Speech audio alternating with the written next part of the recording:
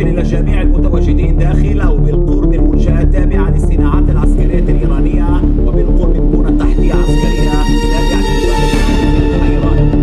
أنتم تتواجدون بالقرب من منشآت ومسالك خطيرة. فأيها المواطنون الإيرانيون الكرام، من أجل سلامتكم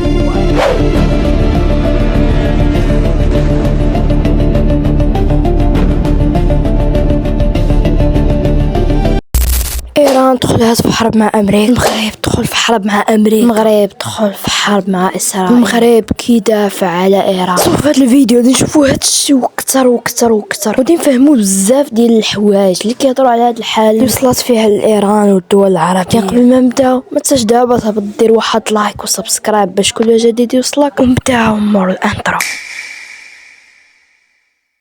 ترامب رئيس ديال امريكا رئيس تعرف عالميا بفضل الشراكات والاتفاقات اللي كيدير مع دول مجاوره. اليوم غادي يعلن على الحرب التي تبدا مع ايران، ولكن بزاف منكم مازال ما عارفين شنو هو السبب الرئيسي مورا هاد الحرب الكبيره، واللي هو البرنامج النووي لإيران. إيران كتقول أنه بغى غير الطاقة السلمية، وأمريكا وإسرائيل كيقولوا أنها تقدر تحول القنبلة نووية، لأنه إسرائيل كتخاف من أي سلاح نووي من عند إيران وكتعتبره تهديد مباشر ليها. زائد الصراع على النفوذ في الشرق الأوسط، إيران كتدعم جماعات مسلحة في الدول بحال لبنان وسوريا والعراق واليمن. الخلاصة من هادشي هو أنه إيران بغى يكون عندها قوة كبيرة ونووية ونفوذ في المنطقة. إسرائيل كتشوف هادشي تهديد مباشر ليها، والولايات المتحدة كتساند إسرائيل وكتبغي توقف لإيران. كل طرف خايف من الآخر يقوى أكتر، وكل واحد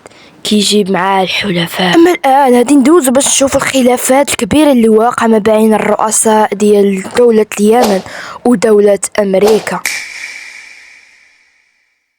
خامنئي هو الرئيس ديال دولة إيران، كيتميز بالصفقات والعروض اللي كيعطي بزاف ديال الدول. صغو البارح أو اليوم غادي يتم العثور على الجثة ديالو، أي قتلوه. شكون؟ اللي هما أمريكا. نخليكم مع جميع الصور اللي كتدل على هادشي، ولكن قبل بغيت نقول لكم أنه الخبر صحيح 100%، وأن ترامب هو اللي أكد الخبر ديال وفاة القائد خامنئي.